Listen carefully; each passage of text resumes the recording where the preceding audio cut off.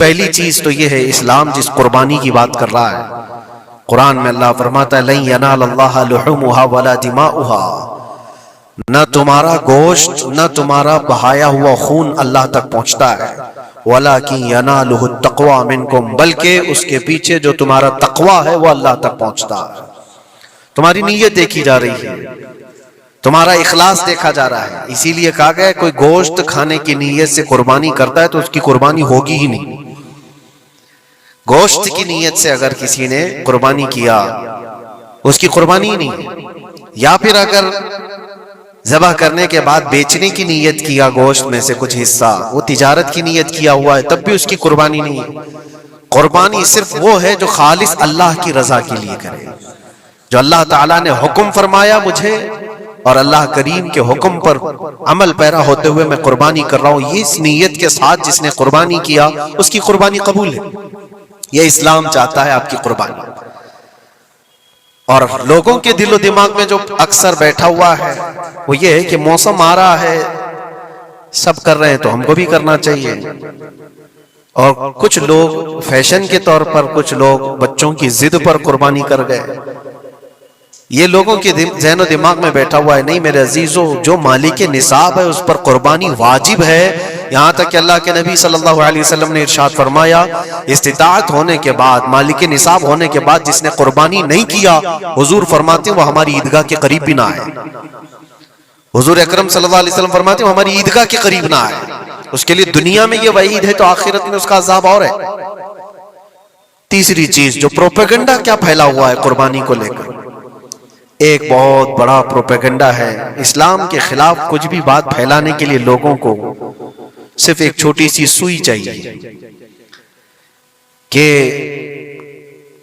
ان کا ایک پھیلایا ہوا یہ پروپیگنڈا کہ لاکھوں ہزاروں اینیملز اس میں کاٹ دیے جاتے ہیں، ذبح کر دیے جاتے ہیں، خون بہایا جاتا ہے، اس کا حاصل کیا ہوتا ہے؟ جیوت چیزوں کو مار دیا جاتا ہے۔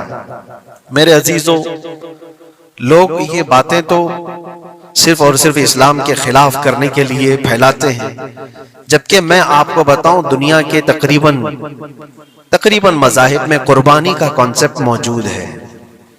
اکثر دینوں میں وہ الگ الگ انداز ہے، کہیں بلی چڑھانا ہو گیا ہے، کہیں دیوتا کو کچھ پیش کرنا ہو گیا ہے۔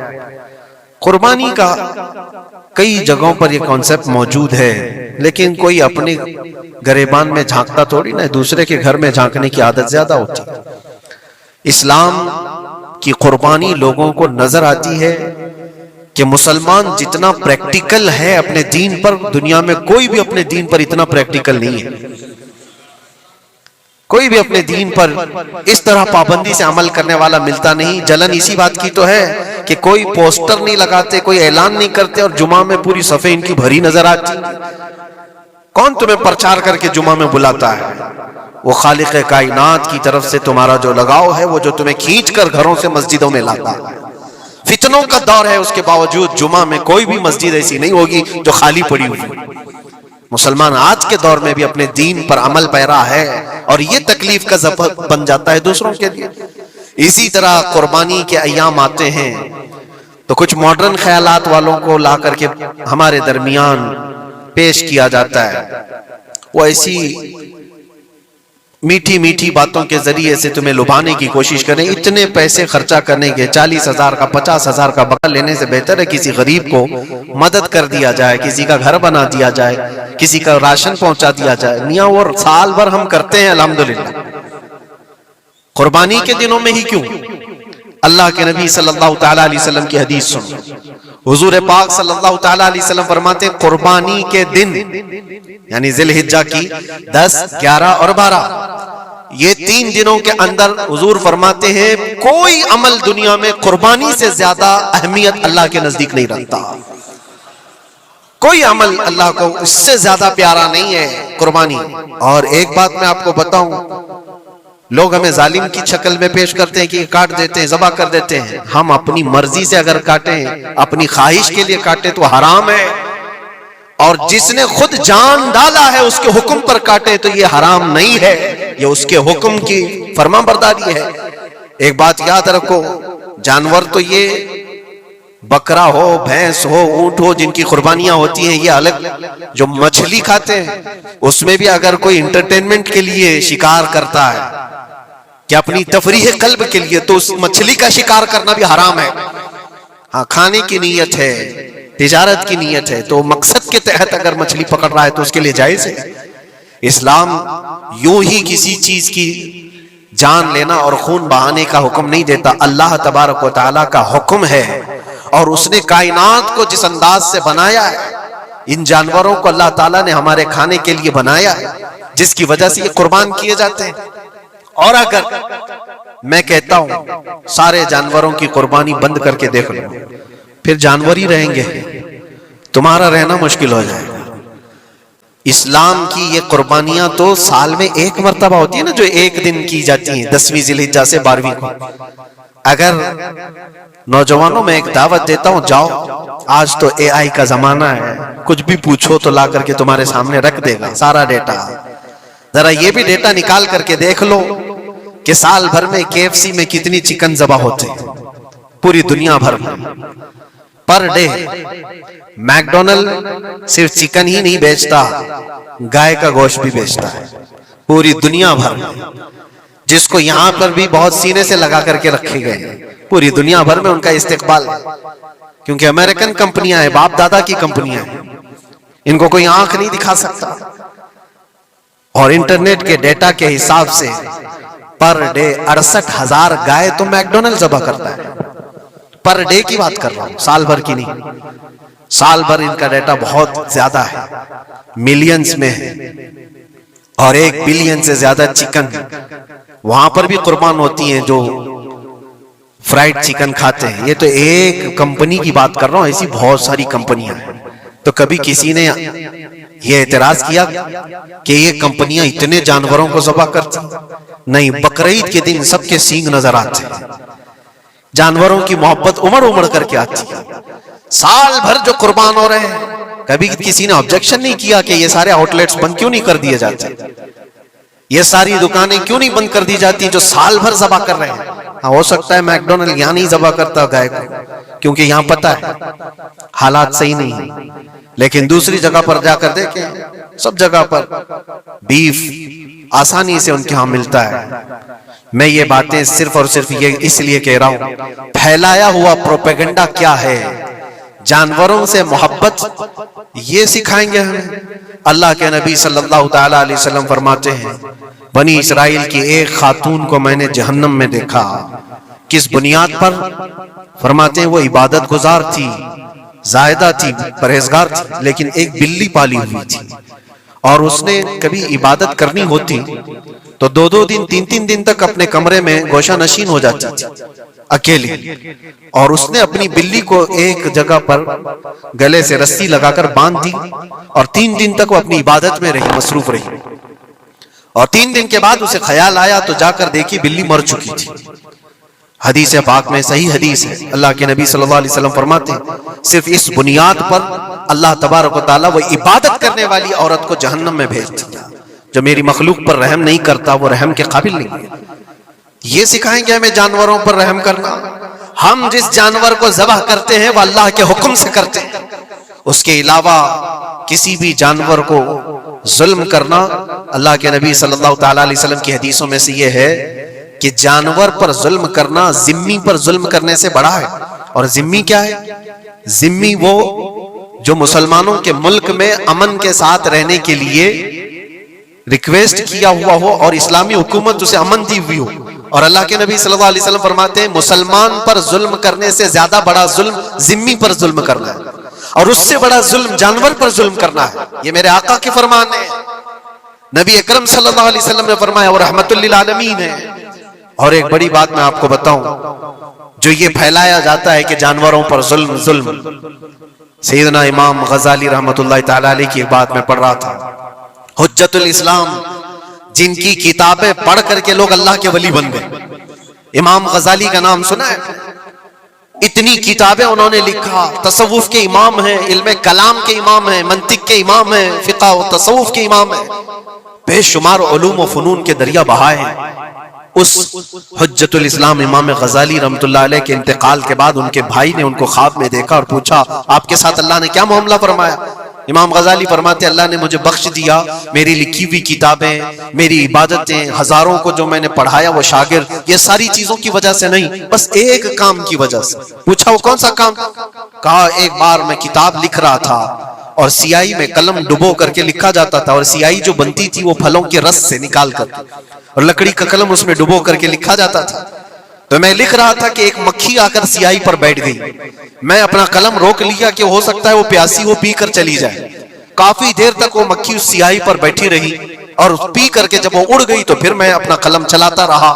یہ بات تو زندگی میں آئی اور گئی، میں نے تو اس کو چھوٹا سمجھا تھا، لیکن میری موت کے بعد رب تبارک و تعالیٰ نے مجھے اٹھا کر فرمایا جس نے میری چھوٹی مخلوق پر رحم کیا، بس اس نیکی کی بنیاد پر میں تجھے جنت عطا کرتا ہوں۔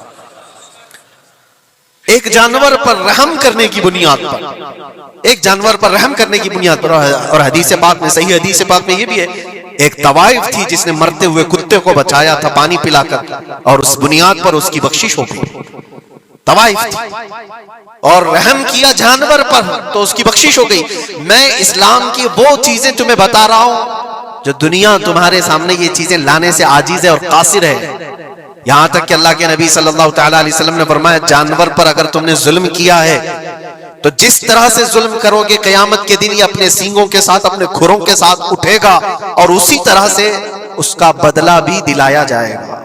وہ تمہیں مارے گا قیامت کے دن اور بدلہ لے گا، یہ بھی حدیث پاک میں ہے۔ جانور پر ہمیں اس کے چہرے پر مارنے کا حکم نہیں ہے، اس کو اس کی طاقت سے زیادہ بوجھ ڈالنے کا حکم نہیں ہے۔ اللہ کے نبی صلی اللہ تعالیٰ علیہ وسلم کے پاس ایک صحابی آئے، اونٹ پالتے تھے، کہا ایک اونٹ بہت سرکش ہو گیا ہے، اور جب اونٹ سرکش ہو جاتا ہے نا کسی کی کھوپڑی کھینچ لیتا ہے، ہاں وہ اسی وقت سر کو پکڑ لیا تو آدمی وہیں ختم ہو جائے، وہ کسی کے قابو میں نہیں آ رہا تھا، حضور کے پاس آئے، رسول پاک صلی اللہ علیہ وسلم نے فرمایا چلو میں چلتا ہوں دیکھتا ہوں۔ صحابہ کہتے ہیں حضور جب چلنے لگے تو ہمیں خوف ہوا، ڈر ہوا کہ یہ اونٹ بدک گیا ہے، سرکش ہے، کہیں کچھ نقصان نہ پہنچا ہے، اور تنہا میرے مصطفیٰ صلی اللہ علیہ وسلم آگے بڑھتے چلے گئے۔ صحابہ کہتے ہیں ہمیں ڈر لگ رہا تھا، لیکن میرے عزیزوں وہ رحمت للعالمین ہے، سب کی رحمت بن کر آئے۔ نبی پاک صلی اللہ تعالیٰ علیہ وسلم جب قریب گئے تو اونٹ کوئی سرکشی نہیں کیا، کچھ نہیں۔ حضور پاک صلی اللہ تعالیٰ علیہ وسلم کے چہرے کے پاس اپنا منہ کرتا ہے اور اپنی زبان کو چپڑ چپڑ چپڑ کرتے ہوئے اپنی زبان ہلا رہا ہے، اور حضور پاک صلی اللہ تعالیٰ علیہ وسلم ایسے سنتے جا رہے ہیں جیسے کسی دانشور کی بات سن رہے ہیں۔ پھر نبی پاک صلی اللہ علیہ وسلم اونٹ کے مالک کی طرف متوجہ ہوئے اور کہا یہ اونٹ تیری شکایت کر رہا ہے، یہ اونٹ تیری شکایت کر رہا ہے، یہ سرکش اس لیے ہوا کہ تو اس کی طاقت سے زیادہ بوجھ اس پر ڈالتا ہے اور کھانا اس کو کم دیا کرتا ہے، کیا یہ بات صحیح ہے؟ وہ جو بدو تھے، جو اونٹ کے مالک تھے، انہوں نے چہرہ جھکا لیا اور کہا وعدہ کرتا ہوں حضور پاک صلی اللہ علیہ وسلم سے کہ اس سے زیادہ، اس کی طاقت سے زیادہ بوجھ نہیں ڈالوں گا، اور اس کا چارہ، اس کے کھانے کا انتظام روزانہ کیا کروں گا۔ نبی پاک صلی اللہ علیہ وسلم نے اس اونٹ کی رسی پکڑی اور مالک کو دے دیا، پھر وہ اونٹ اسی طرح تابعدار ہو کر نکل پڑا۔ یہ اسلام میں میرے آقا صلی اللہ تعالیٰ علیہ وسلم کا عدل تو دیکھو، ان کی طاقت سے زیادہ کا بوجھ ڈالنے کا حکم نہیں ہے۔ اور دنیا یہ پروپیگنڈا پھیلائی ہوئی ہے کہ یہاں جانوروں کو کاٹا جاتا ہے، جو ذبح کرنے کا حکم ہے وہ اللہ کے حکم سے ہے۔ میرے رب تبارک و تعالیٰ نے خود جان ڈالی، ہماری جان کا بھی وہی مالک ہے، جانوروں کے جان کا بھی وہی مالک ہے۔ اگر اللہ کا حکم نہ ہوتا تو ہمیں چونٹی مارنے کی بھی اجازت ہے، اللہ کا حکم نہ ہوتا تو ہمیں کسی کو بھی قربانی کرنے کی اجازت نہیں ہوتی۔ یہ رب تبارک و تعالیٰ کا حکم ہے، تو ظاہر سی بات ہے ہم اللہ کے بندے ہیں۔ رب تبارک و تعالیٰ جانوروں کی قربانی کا حکم دیا، اس لیے ہر سال بقرعید میں مسلمان قربانی کرتے ہیں۔ اگر اللہ چاہے تو اپنے بیٹوں کی قربانی کا بھی حکم دے دے، اور دیا ہے رب تعالیٰ نے، اور وہ بھی کر کے دکھایا سیدنا ابراہیم علیہ السلام۔ اللہ تبارک و تعالیٰ اگر حکم دے تو کیا تم ایسے مسلمان نہیں ہو؟ مسلمان کا مطلب ہوتا ہے سر جھکانے والا اللہ کے حکم کے آگے، یہ نہیں پوچھے گا کہ کیوں ہے اور کیسے ہے۔ مسلم کہتے ہیں اپنا سر جھکا دیا اللہ کی بارگاہ میں، اس کے حکم کے آگے۔ اللہ تبارک و تعالی ہماری جانوں کا مالک ہے، اگر وہ چاہتا تو ہماری قربانی کا حکم دیتا، ہمارے اولاد کا، لیکن رب تبارک و تعالی نے یہ سنت ابراہیمی پر پوری دنیا کو ثواب دینے کے لیے جانوروں کی قربانی کا حکم عطا فرمایا۔ میرے آقا صلی اللہ تعالی علیہ وسلم کے پاس ایک صحابی حضرت زید بن ارقم آئے اور پوچھا یہ قربانی کیا ہے میرے آقا؟ حضور اکرم صلی اللہ علیہ وسلم نے فرمایا جس جانور کی قربانی کرو گے اس کے ہر بال کے بدلے تمہیں اللہ ایک نیکی عطا فرمائے گا. جتنے اس کے جسم میں بال ہوں گے ہر بال کے بدلے اللہ تمہیں ایک نیکی عطا فرمائے گا. اور حضور اکرم صلی اللہ تعالی علیہ وسلم نے یہ بھی ارشاد فرمایا کہ تم جانور کا انتخاب اچھا کرو اس لیے کہ کل بروز قیامت پل صراط پر یہ تمہاری سواری بن کر آئے گا جس پر بیٹھ کر تم جنت میں جا رہے ہو گے. اور لوگ یہ بھی پوچھتے ہیں ہم نے ایک بار قربانی کی ہے تو وہاں سواری کون سی والی آئے گی؟ یہ بھی ملتا ہے روایت میں. تم نے اپنی زندگی میں جو سب سے پہلے قربانی کی اس پر سوار ہوگے لیکن ہر سال کی قربانی والے جانور بھی سواری بن کر تمہارے ارد گرد آئیں گے وہ سب ہوں گے. تم انتخاب کرو جس پر سوار ہونا چاہو. اسی لیے قربانی میں عیب والے جانور کی قربانی جائز نہیں. لنگڑا ہو لولا ہو کان کٹا ہوا ہو. کیوں جائز نہیں ہے؟ دنیا تو یہ سمجھتی ہے کٹنے والا جانور وہ ہونا چاہیے جو ریجیکٹڈ ہو. جس کو کاٹا جا رہا ہے وہ دنیا میں کام کے لائق نہ ہو اس کو کاٹنا چاہیے. دنیا کا یہ کانسیپٹ ہے, دنیا کا تصور یہ ہے. لیکن نہیں, اگر کوئی اپنے استعمال کے لیے کاٹ رہا ہوتا تو میں کہتا ہاں ریجیکٹڈ مال کاٹ لو, لیکن ذبح جو ہم کرتے ہیں قربانی میں وہ اپنے لیے نہیں, وہ رب ذوالجلال کے لیے ہے. اسی لیے بندہ یہ دیکھے میں اپنے رب کی حضور کیا پیش کر رہا ہوں. تم اگر کوئی ہدیہ تحفہ خریدنے جاتے ہو اپنے کسی عزت دار شخص کے لیے تو انتخاب سوچ سمجھ کر کے کرتے ہو کہ جس کو میں دینے جا رہا ہوں یہ کتنا ویلیو والا ہونا چاہیے, کتنا عزت والا ہونا چاہیے, اور جو رب تعالیٰ کی بارگاہ میں پیش کر رہے ہو اس کا بھی آپ خیال رکھو. اس لیے لوگ کام چلانے کی باتیں تو بہت کرتے ہیں. قربانی کے متعلق کچھ باتیں ہیں جو مجھے آج عرض کر دی تھی, اس لیے میں نے آج اس موضوع پر آپ سے خطاب کیا. بہت سارے لوگ طرح طرح کے افواہیں بھی پھیلاتے ہیں. یہ تو ان غیر مسلموں کے اعتراضات کا میں نے جواب دیا. دنیا بھر میں ہمارے اوپر الزام کہ یہ لاکھوں جانوروں کو ایسی ذبح کر دیتے کاٹ دیتے ہیں. لیکن میرے عزیزو یہی وہ دنیا ہے جو ایک طرف تو جانوروں کی حمایت اور محبت کی بات کرتی ہے اور دوسری طرف ان کے بڑے بڑے ملٹی نیشنل کمپنیاں جانوروں کو بے دریغ ذبح کرتے ہیں, قتل کر رہے ہیں اور کھانے میں بھی استعمال کر رہے ہیں. اور صرف اتنا ہی نہیں, سارے جانوروں کی کھالیں, لیدر کی بیگ, لیدر کے جوتے, لیدر کے بیلٹ, لیدر کی ٹوپیاں, لیدر کے جاکٹ سب بنا کر کے دنیا پہن رہی ہے اور قیمتی چیزوں میں اس کو شمار کیا جاتا ہے. ان سے کوئی سوال نہیں کرتا کہ یہ سب چیزیں کہاں سے تم لائے, یہ سب چیزیں تم کہاں سے لائے؟ کیا بغیر کسی جانور کے ذبح کیے ہوئے اس کی کھال کا استعمال کرتے ہو؟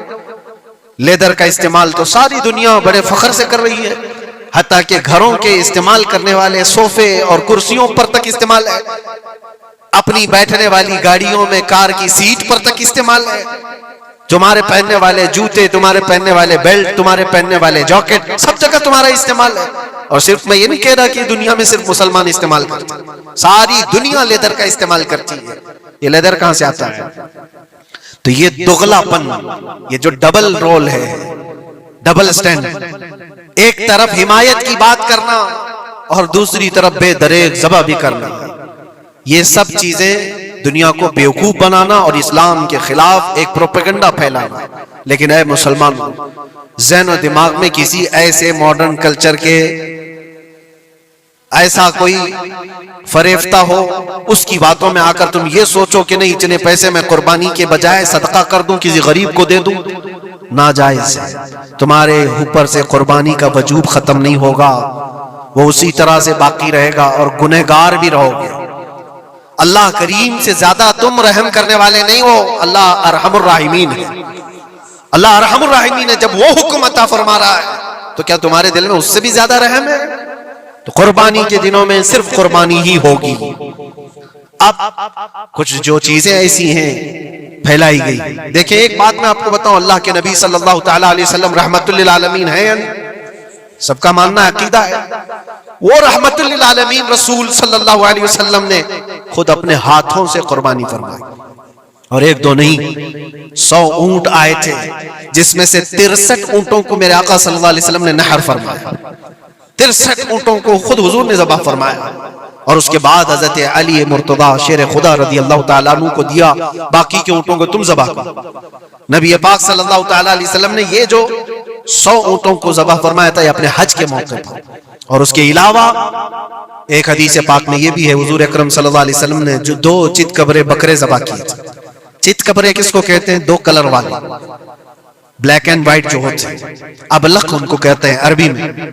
2 مینڈے ذبح فرمائے، ایک نبی پاک صلی اللہ تعالیٰ علیہ وسلم نے اپنی جانب سے قربان فرمایا اور دوسرا پوری امت کی طرف سے قربان فرمایا۔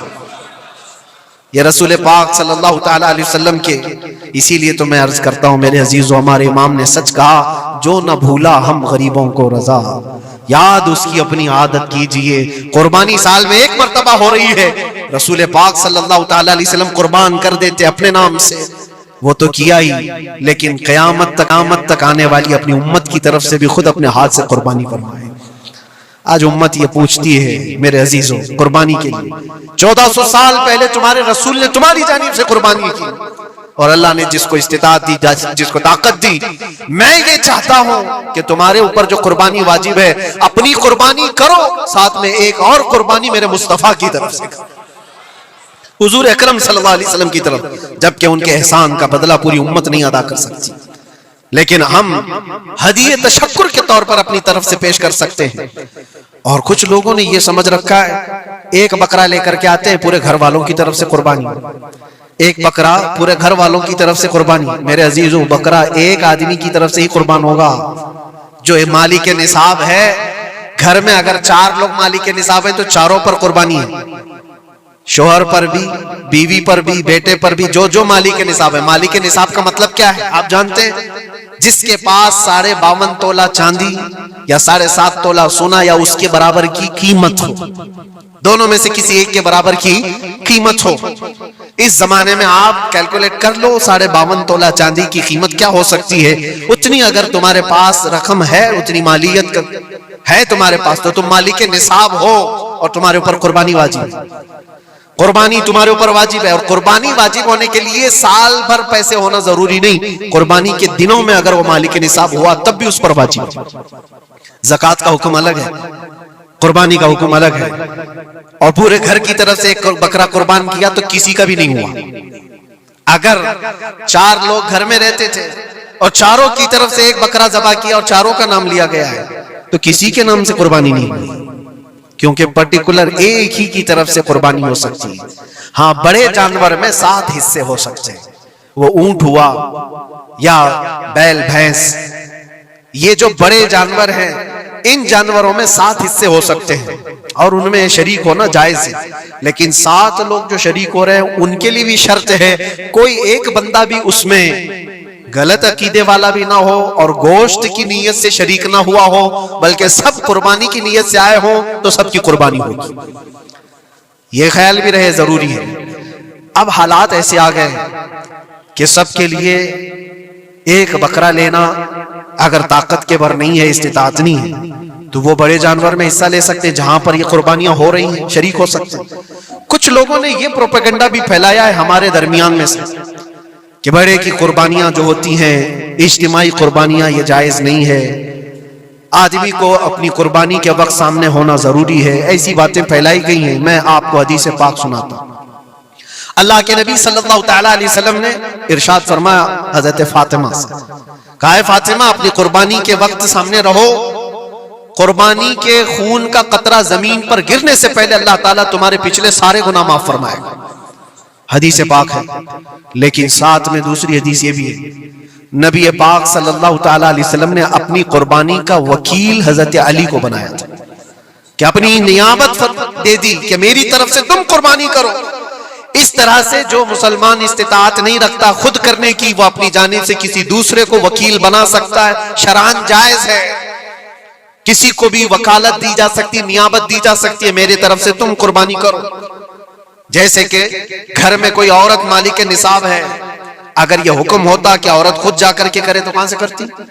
عورت کسی کو وکیل بنا سکتی ہے، اپنے شوہر کو کہہ دی یا کسی کو دے دیا پیسے کہ میری جانب سے تم قربانی کرو، یہ جائز ہے بالکل۔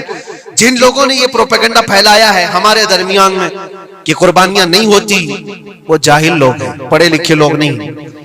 شرعی مسائل کو جانے بغیر اس طرح کی باتیں عوام الناس میں، عوام المسلمین میں پھیلانا یہ گناہ ہے۔ ہاں اس بات کو یاد رکھیں، جو وکیل ہے قربانی کا اس کے اوپر ذمہ داری ہے کہ وہ جتنے لوگوں کی قربانی کر رہا ہے جانور شریعت کے مطابق کا لے، عیب دار جانور کی قربانی نہ کرے، لاغر ہو، کمزور ہو، سینگ ٹوٹا ہوا ہو، کان کٹا ہوا ہو، پیر کٹا ہوا ہو، دم کٹی ہوئی ہو، یا اتنا کمزور کہ چل نہیں سکتا، کھڑا نہیں ہو سکتا، ایسا عیب دار جانور نہ لے۔ یہ وکیل کی ذمہ داری ہے جو سب کی طرف سے قربانی کر رہا ہے۔ اور دوسری چیز، عیب کس کو کہتے ہیں؟ عیب کس کو؟ کان میں اگر سوراخ ہے تو وہ مکروہ ہے لیکن قربانی ہے اس کی۔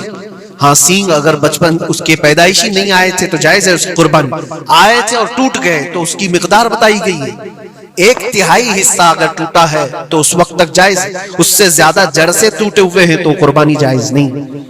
کوئی پیر پورا کٹا ہوا ہے، دم پوری کٹی ہوئی، یہ عیب میں آتا ہے۔ عیب دار جانور کی قربانی جائز نہیں، یہ وکیل کرے گا، نہیں کرے گا تو وہ گنہگار ہے۔ لیکن اس کا مطلب یہ نہیں ہوتا کہ اجتماعی قربانی جائز ہی نہیں، جائز ہی نہیں۔ ایسی باتیں کیوں پھیلائی جاتی ہیں؟ حدیث پاک میں ملتا ہے کہ نیابت اور دوسرے کو وکالت دینا جائز ہے۔ اب کچھ لوگ یہ بھی پھیلاتے ہیں کہ قربانی کے جو حصے لیے جاتے ہیں، گوشت دیا جائے تو اس کی قیمت الگ ہوتی ہے، گوشت نہ لو تو اس کی قیمت الگ ہوتی ہے، سب پھیلی ہوئی چیزیں ہیں۔ اس کا ریزن بھی پتہ کرنا چاہیے، ایسی بغیر علم کے بات کرنے سے۔ 4000-5000 روپے کا ایک حصہ آتا ہے اگر شہر میں کوئی بڑا جانور ذبح کرے، کیونکہ مہنگا ملتا ہے بیل، اور باہر جب جا کر کے کوئی ذبح کر رہا ہے تو وہی ایک حصہ 1500 روپے میں 2000 میں ہو جاتا ہے۔ تو کچھ لوگوں کو یہ غلط فہمی پھیلائی جاتی ہے کہ یہ لوگ کرتے ہی نہیں ہیں اور ایسی پیسے وصولتے ہیں، ایسا نہیں۔ دور دراز کچھ علاقے ایسے ہیں، بنگال ہے، اڑیسہ ہے، اور بھی کئی علاقے بہار کے، جہاں پر بڑے جانور نہایت ہی سستے دام میں ملتے ہیں، بلکہ وہاں پر جانوروں کی قیمت صرف 5000 6000 اور 10000 کے نیچے ہوتی ہے، بڑے جانوروں کی جو ہم نے دیکھے ہیں۔ وہاں جا کر کچھ تنظیمیں قربانی کرتی ہیں، اگر وہ صحیح طریقے سے شریعت کے مطابق جانور لے کر کے کر رہے ہیں تو کوئی حرج نہیں، چاہے وہ 200 روپے حصے میں بھی کرتا ہو، کوئی حرج نہیں۔ قیمت میٹر نہیں کرتی، جانور میٹر کرتا ہے، قیمت چاہے جتنی بھی ہو رہی ہو۔ اس چیز کو آج وضاحت کرنا ضروری تھا، اس لیے میں نے آپ کے سامنے بیان کیا۔ غلط فہمیوں میں نہ پھیلے، غلط فہمیاں نہ پھیلائیں، خود بھی بچیں۔ ہاں افضل کیا ہے؟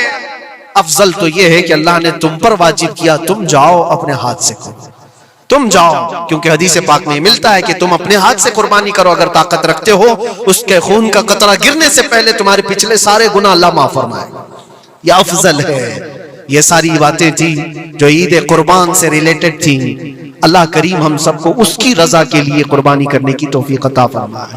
لیکن ساتھ میں ایک بات یہ بھی یاد رکھیں، جب بندہ قربان کر رہا ہوتا ہے تو اس کے اندر یہ نیت بھی ہو، جیسے سیدنا ابراہیم علیہ الصلوۃ والتسلیم کو اللہ تعالیٰ نے کیا فرمایا تھا؟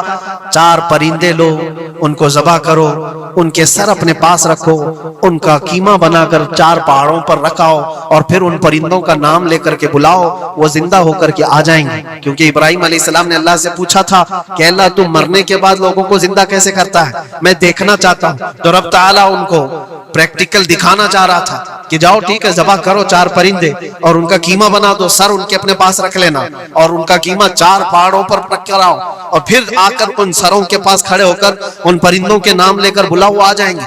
ابراہیم علیہ السلام نے اسی کیا، 4 پرندے لیے تھے۔ کیا کیا لیے تھے آپ کو میں بتاؤں، ایک مرغا تھا، ایک کوا تھا، ایک کبوتر تھا، اور ایک مور تھا۔ پرندوں کے نام یاد رکھ لیں، کوا ہے، مرغا ہے، کبوتر ہے اور مور ہے۔ چاروں کو ذبح کیا، ان کے سر اپنے پاس رکھے اور جسم کے سب قیمہ بنا دیا، اور 4 جگہ پر مکس کر کے ان کو رکھا ہے۔ پھر آ کر یہاں کھڑے ہوئے اور پکارا ان پرندوں کا نام لے کر، اللہ کے حکم سے آ جاؤ۔ وہ قیمہ ہوا میں اڑا، جسم بنا، اور ویسی بغیر سر کے اڑتا ہوا آیا اور اپنے اپنے سر سے جڑ کر کے وہ زندہ پرندہ ہو گیا۔ قرآن پاک میں یہ ہے موجود۔ 3 پارے میں رب تبارک و تعالیٰ نے فرمایا وَإِذْ قَالَ إِبْرَاهِيمُ رَبِّ أَرِنِي كَيْفَ تُحْيِي الْمَوْتَى قَالَ أَوَلَمْ تُؤْمِنْ قَالَ بَلَى قَالَ وَلَكِنْ لِيَطْمَئِنَّ قَلْبِي قَالَ فَخُذْ أَرْبَعَةً مِّنَ الطَّيْرِ فَصُرْهُنَّ إِلَيْكَ ثُمَّ اجْعَلْ عَلَى كُلِّ جَبَلٍ مِّنْهُنَّ جُزْءًا ثُمَّ ادْعُهُنَّ يَأْتِينَكَ سَعْيًا وَاعْلَمْ أَنَّ اللَّهَ عَزِيزٌ حَكِيمٌ۔ یہ اللہ تبارک تعالیٰ نے پورا قرآن میں فرمایا کہ ابراہیم علیہ السلام نے یہ جو کیا۔ اب سنیے، سبع سنابل شریف میں میر عبد الواحد بلگرامی رحمۃ اللہ علیہ لکھتے ہیں کہ 4 پرندوں کا جو انتخاب ہوا تھا نا، 4 پرندے جو چنے گئے تھے، کون سے تھے؟ کوا، مرغا، کبوتر، مور۔ اصل میں جو ہے ان کی ہر ایک کی ایک خاصیت ہے۔ کوا لالچی بہت ہوتا ہے، کوا لالچی بہت ہوتا ہے۔ مرغا اس کے اندر شہوت بہت زیادہ ہے، عورت کی خواہش، مرغے کے اندر خواہش شہوت زیادہ ہوتی ہے، اور کبوتر کے اندر دوستی کرنے کی عادت زیادہ ہوتی ہے، جلدی دوستی کرتا ہے، اور مور کے اندر دکھاوے کی عادت زیادہ ہوتی ہے، اپنی خوبصورتی کا اظہار بار بار کرتا ہے۔ تو یہ 4 چیزیں ان کے اندر ہیں، یہ 4 پرندوں کے اندر۔ صوفیہ اکرام فرماتے ہیں در حقیقت آپ کو حکم تھا ان جانوروں کو ذبح کا نہیں تھا، کوے کی لالچ کو ذبح کرو، مرغے کی شہوت کو ذبح کرو، اور بنا وجہ کے کبوتر کی جو دوستی ہے ہر ایرے غیرے سے، اس دوستی کو قطع کرو، اور مور کے دکھاوے کی عادت کو ذبح کرو۔ یہ 4 بری عادتوں کو ذبح کرو تو اللہ کی قدرت کے مشاہدے دیکھنے ملیں گے۔ در حقیقت وہاں پر صوفیہ اکرام میں فرماتے ہیں، اور یہی بات ہے کہ شیطان کو جب کنکریاں مارنے کے لیے حجاج جاتے ہیں، وہ تو ایک پلر ہے جس کو کنکریاں مارتے ہیں، وہاں ایک پلر ہے، اس پلر کو کنکریاں مار کر کے آتے ہیں۔ لیکن میرے عزیزو، تصور یہ ہونی چاہیے زندگی بھر جو شیطان مجھے بہکاتا ہے میں اس کو کنکریاں مار رہا ہوں۔ اگر تمہاری نیت صالح ہوئی اور کنکری لگ گئی تو یقیناً زندگی بھر شیطان کی شرارتوں سے محفوظ ہو جاؤ۔ تم نے اپنے شیطان کو زخمی کر دیا، اسی لیے جس کا حج قبول ہو جاتا ہے اس کی کنکری وہاں سے اٹھا لی جاتی، ورنہ تو 40 لاکھ لوگ 70 کنکریاں مار کر کے آئیں تو پہاڑ بن جانا چاہیے، لیکن کوئی پہاڑ نہیں ہوتا وہاں کنکریوں کا، جا کر دیکھیں، نہ ہی اس کو اٹھایا جا رہا ہے۔ لیکن حدیث پاک میں جس حاجی کا حج قبول ہوتا ہے اس کی کنکریاں اٹھا لی جاتی ہیں، وہ شیطان کو لگ چکی ہے۔ تو نیت کا دار و مدار ہے، اسی لیے سب سے پہلے میں نے آیت یہی پڑھی، رب تعالیٰ فرماتا لن ینال اللہ لحومها ولا دماؤها ولکن ینالہ التقوی منکم۔ ہرگز تمہارا گوشت، تمہارا بہایا اور خون اللہ تک نہیں پہنچتا، بلکہ اس کے پیچھے جو تمہاری خالص نیت ہے، جو تقوی ہے، وہ اللہ تک پہنچتا ہے۔ قربانیوں میں یہ نیت کرو کہ رب تبارک و تعالیٰ میں اپنی ساری خواہشات کو ذبح کر رہا ہوں، مولا مجھے بری خواہش